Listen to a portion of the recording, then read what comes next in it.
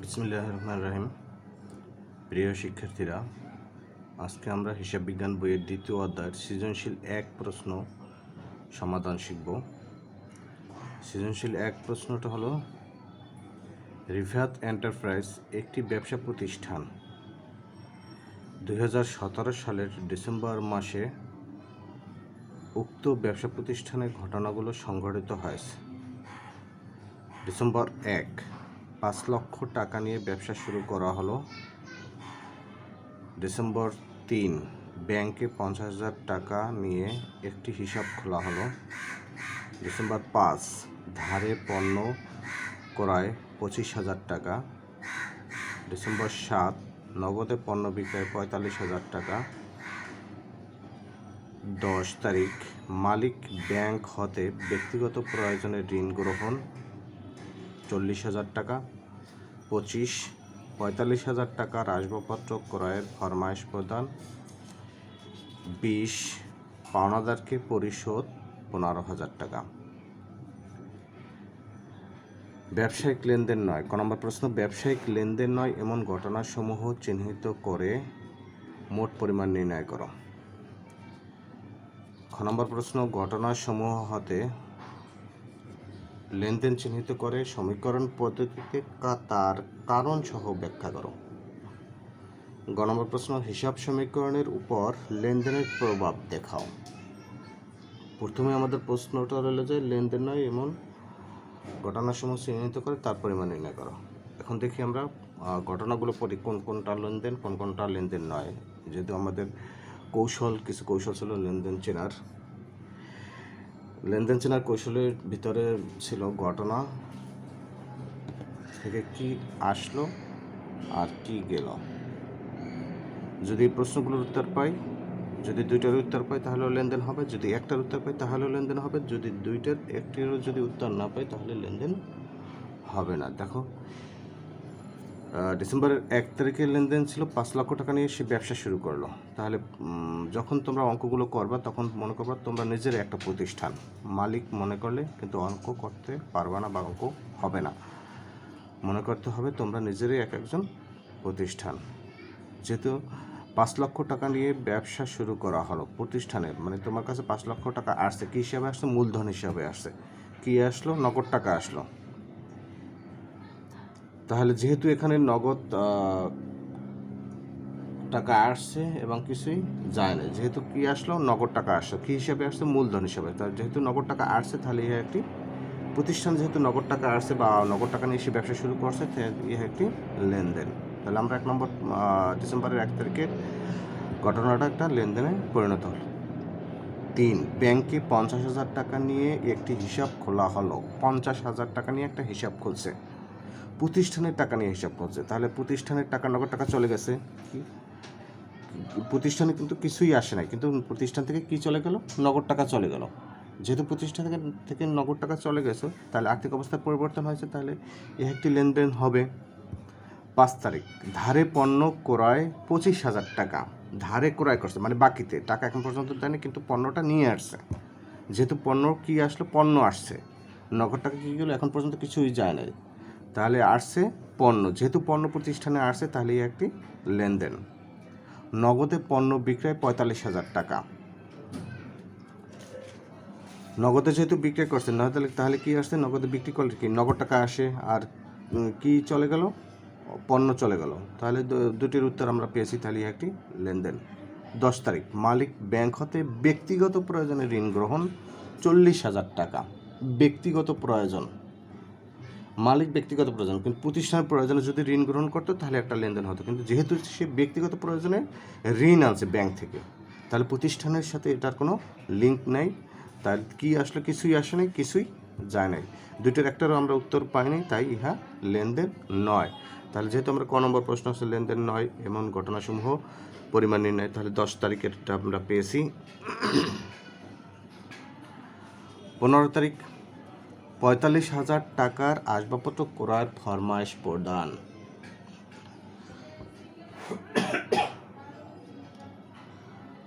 ফরমাইশ দিয়ে আসছে যে 45,000 টাকার আসবাবপত্র আমার প্রয়োজন বা প্রতিষ্ঠানের প্রয়োজন, কিন্তু প্রতিষ্ঠান থেকে কোনো টাকা দেয়ও নাই, আর প্রতিষ্ঠানে কোনো আসবাবপত্র আসেও নাই। তোমাদেরকে একটা কৌশল বলেছিলাম যে লেনদেন নয় এমন 12টি চিহ্ন, 12টি চিহ্নের ভিতর কিন্তু একটা ফরমাইশ দেওয়া আছে, একটা চিহ্ন, সেই চিহ্নটা আছে।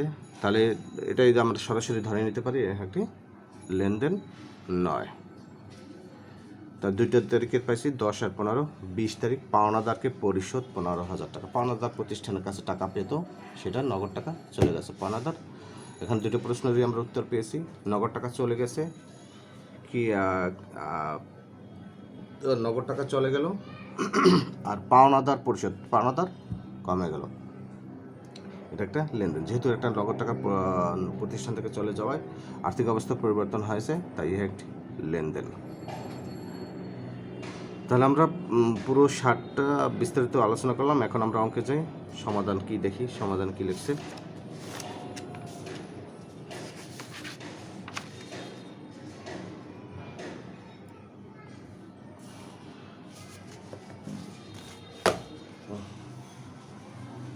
দেখো, আমরা দেখছিলাম 10 তারিখ, ব্যবসায়িক লেনদেন নয় এমন ঘটনাসমূহ চিহ্নিত করে মোট পরিমাণ নির্ণয়।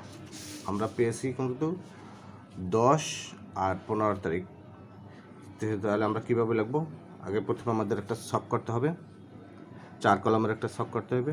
উপর দিয়ে লিখতে হবে ব্যবসায়িক লেনদেন নয় এমন ঘটনাসমূহ চিহ্নিত করে মোট পরিমাণ নির্ণয়। আর 4 কলামের যেহেতু ছক, এখানে তারিখ দেওয়া আছে, বিবরণ 2টা টাকার কলাম। তাহলে তারিখ হলে যে ডিসেম্বর, প্রথমে লিখতে হবে সাল, তারপর লিখতে হবে মাস, তারপর লিখতে হবে দিন। 2017 সাল ডিসেম্বরের 10 তারিখ। মালিক ব্যাংক হতে ব্যক্তিগত প্রয়োজনে ঋণ গ্রহণ, টাকার প্রথম কলামে 40,000। আর পেয়েছি আমরা 15 তারিখ, আসবাবপত্র ক্রয়ের ফরমাইশ প্রদান 45,000 টাকা। 2টা যোগ করে আমাদের 85,000 টাকা। এইগুলো আমাদের ক নম্বর প্রশ্নের সমাধান। খ নম্বর আমাদের প্রশ্নটা ছিল ঘটনাসমূহতে লেনদেন চিহ্নিত করে সমীকরণ পদ্ধতিতে তার কারণ ব্যাখ্যা করো। সমীকরণ পদ্ধতি, সমীকরণটা হলো যে এ ইকুয়াল এল প্লাস ই, এটা হলো যে সমীকরণ। মানে এ হচ্ছে সম্পদ, এল হচ্ছে দায়, ই হচ্ছে মালিকানা সত্ত্ব। এ মানে অ্যাসেট, এল দায়, ই ইকুইটি। মানে সম্পদ যেটা হবে, সম্পদের সমপরিমাণই টাকা হবে দায় আর মালিকানা সত্ত্ব। যদি সমপরিমাণ, যদি দুইটা যদি না মিলে, তাহলে আমাদের সমাধান হবে না। তাহলে সম্পদ যা হবে, এই দুইটা যোগ করে সমপরিমাণ টাকা হতে হবে। এখন যা সমীকরণ পদ্ধতিতে তার কারণ ব্যাখ্যা করি আমরা, লেনদেন চিহ্নিত করে। যেহেতু আমাদের লেনদেন চিহ্নিত করা হয়ে গেছে, এখন দেখো লেনদেনগুলো শুধু আমরা নেই।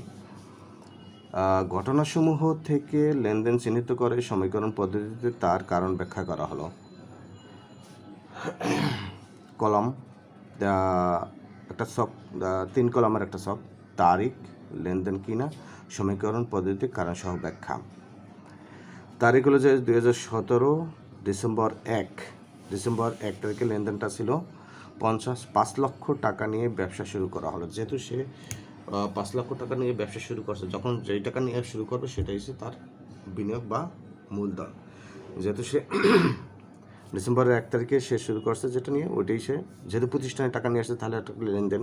এখন দেখো সমীকরণটা দেখি, এখানে এ ইকুয়াল এল প্লাস ই, এটা হচ্ছে সমীকরণ। এ আমি আগেই বলেছি, এ সম্পদ, এল দায়, ই মালিকানা সত্ত্ব। হিসাব সমীকরণের উপাদান, কোন কোন উপাদানটার উপর, কোন কোন উপাদানগুলোর উপর প্রভাব পড়েছে, এই সমীকরণের কোন কোন উপাদানের উপর প্রভাব পড়েছে, এই প্রতিষ্ঠানে নগদ টাকা বা মূলধন হিসেবে আনয়ন করায়। মূলধন হিসেবে যেহেতু নগদ টাকা নিয়ে আসে, তাহলে সম্পদ, নগদ তো এসে সম্পদ প্রতিষ্ঠানে বৃদ্ধি পেয়েছে। আর যেহেতু মূলধন হচ্ছে মালিকানা সত্ত্ব বৃদ্ধি পেয়েছে, তাহলে এখানে লাগছে ও এ ও ই উভয়ই বৃদ্ধি পেয়েছে। আমরা 3 নম্বর লেনদেনে আসি, 3 তারিখের লেনদেনে আসি। ব্যাংকে 50,000 টাকা নিয়ে একটি হিসাব খোলা হলো। ব্যাংকে 50,000 টাকা নিয়ে, যেহেতু প্রতিষ্ঠান থেকে টাকা চলে গেছে, নগদ টাকা চলে গেছে, তাই একটি লেনদেন। এখানে দেখো এ ইকুয়াল এল প্লাস ই, হিসাব সমীকরণের উপাদান এ হ্রাস বৃদ্ধি পেয়েছে। এ মানে এই সম্পদ, একটা সম্পদ বৃদ্ধি পেলে আরেকটা সম্পদ হ্রাস পাবে, এটা নিয়মের ভিতরে আছে। যেহেতু এ একটার ভিতরেই আছে, সম্পদের ভিতরে, তাহলে এ হ্রাস এবং বৃদ্ধি পেয়েছে, মানে প্রতিষ্ঠান থেকে নগদ টাকা চলে গেছে, কিন্তু ব্যাংকও একটা সম্পদ, তাই ব্যাংকের টাকা বৃদ্ধি পেয়েছে। তাহলে এ হ্রাস আর এ বৃদ্ধি একসাথে লিখে ফেলেছে যে এ হ্রাস বৃদ্ধি পেয়েছে। এরপরে আসি আমরা 5 তারিখ। 5 তারিখের লেনদেনটা হলো ধারে পণ্য ক্রয় 25,000 টাকা, ধারে ক্রয় করছে মানে বাকিতে পণ্য ক্রয় করছে, প্রতিষ্ঠানে কিন্তু পণ্য আসছে, সেজন্য এই একটি লেনদেন হবে, কিন্তু এখন পর্যন্ত টাকা পরিশোধ করে না, তাই পাওনাদার বৃদ্ধি পেয়েছে। যেহেতু এখানে লেনদেন, এখানে হিসাব সমীকরণের উপাদানের প্রভাব পড়েছে কি, ই হ্রাস পেয়েছে। ই মানে কি, ইকুইটি হচ্ছে মালিকানা সত্ত্ব কমছে মানে হ্রাস পেয়েছে, ক্রয় করলেই মালিকানা সত্ত্ব কমে বা হ্রাস পায়, তাহলে ই হ্রাস পেয়েছে এবং এল বৃদ্ধি পেয়েছে। যেহেতু এল বৃদ্ধি পেয়েছে, এখানে এল বৃদ্ধি পাওয়ার কারণটা হচ্ছে ধারে ক্রয়ের ফলে পাওনাদার বৃদ্ধি পেয়েছে, যেহেতু টাকা পাবে সেজন্য সে দায় বৃদ্ধি পেয়েছে বা পাওনাদার বৃদ্ধি পেয়েছে।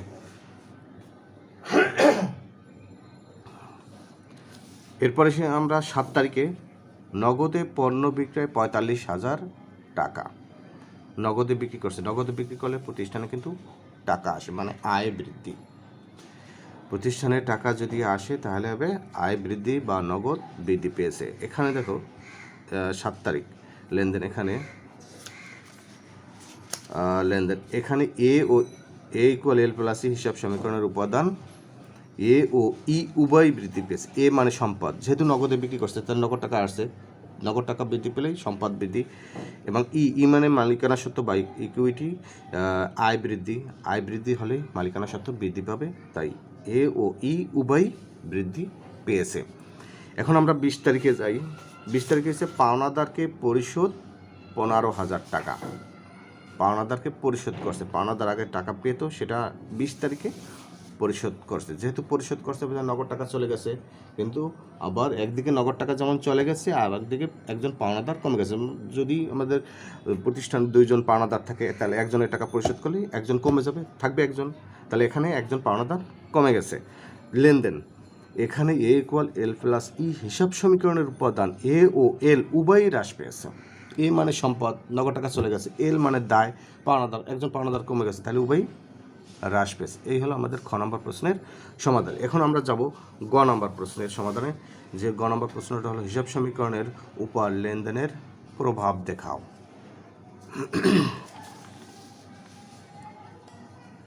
2017 সালের ডিসেম্বর মাসের লেনদেনসমূহের প্রভাব হিসাব সমীকরণে দেখানো হলো। হিসাব সমীকরণটা আমরা আগেই লিখেছি যে এ ইকুয়াল এল প্লাস ই, মানে এখানে যেই টাকাটা হবে এখানেও দুইটা যোগ করে সমপরিমাণ টাকা হতে হবে, নাহলে হিসাব সমীকরণের প্রভাব মিলবে না বা অঙ্কে সমস্যা হতে পারে। এখন দেখি আমরা হিসাব সমীকরণের প্রভাবটা তৈরি করার আগে আমাদের লেনদেনগুলো দেখতে হবে। এখানে আমাদের লেনদেন পেয়েছি 5টা লেনদেন, এবং লেনদেনগুলো পড়ার সময় আমরা দুইটা পক্ষ যদি বের করতে পারি তাহলে আমাদের সম্পদ কয়টা, দায় কয়টা আমরা পেয়ে যাব। যেমন 5 লক্ষ টাকা নিয়ে ব্যবসা শুরু করলেন, যেহেতু নগদ টাকা আনছেন তাহলে নগদ একটা সম্পদ, আর যেহেতু সে মূলধন নিয়ে ব্যবসা শুরু করছে তাহলে মালিকানা সত্ত্বে, তাহলে বসবে যে নগদে একটা বসবে আর একটা বসবে মালিকানা সত্ত্বে বসবে। ব্যাংকে 50,000 টাকা নিয়ে হিসাব করা হলো, ব্যাংক একটা সম্পদ এবং প্রতিষ্ঠান থেকে নগদ টাকা চলে গেছে, সেটাও একটা সম্পদ, একটা সম্পদ কমছে একটা সম্পদ বৃদ্ধি পেয়েছে, তাহলে দুটোটাই একটা সম্পদ, তাহলে দুইটা সম্পদ পেয়েছি আমরা, নগদ একটা সম্পদ পেয়েছি, একটা ব্যাংক সম্পদ একটা পেয়েছি। ধারে পণ্য ক্রয়, ধারে ক্রয়ের ফলে পাওনাদার বৃদ্ধি পায়, একটা দায় পেয়েছি আমরা, তাহলে দায় পাশে আমাদের একটা বাড়বে পাওনাদার। নগদে পণ্য বিক্রয় আয়, তাহলে যাবে এটা মালিকানা সত্ত্বে যাবে, মালিকানা সত্ত্বে বাড়বে আর এসে নগদ বাড়বে। পাওনাদারকে পরিশোধ 15,000 টাকা, তাহলে পাওনাদারকে যেহেতু পরিশোধ করছে তাহলে পাওনাদার কমবে, এবং নগদ টাকা পরিশোধ করছে তাহলে নগদ কমবে, তাহলে নগদ একটা পাওনাদার একটা, তাহলে আমরা সম্পদ পেয়েছি দুইটা, একটা পেয়েছি নগদ আর একটা পেয়েছি ব্যাংক, আর দায় পাশে পেয়েছি একটা পাওনাদার। এই হলো যে দায় আর সম্পদের তথ্য। এখন আমরা সমাধানে যাই। গ নম্বর দেখো, আগে আমাদের ছক করতে হবে। ছকের নিয়মটা হলো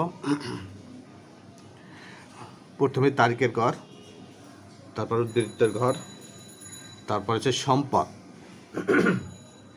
সম্পদ পাশে যেহেতু আমরা প্রশ্নটা দেখে ধরে নিয়েছি দুইটা সম্পদ, সেই জন্য আমরা দুইটারই কলাম করেছি।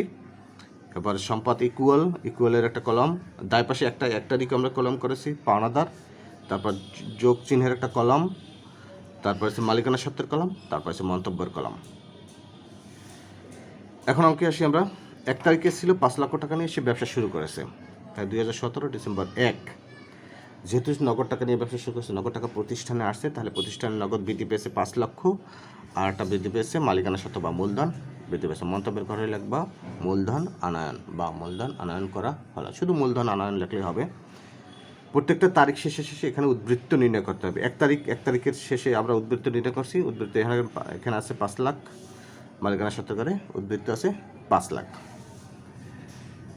তারপর আছে 3 তারিখ হচ্ছে ব্যাংকে 50,000 টাকা নিয়ে হিসাব খোলা হলো।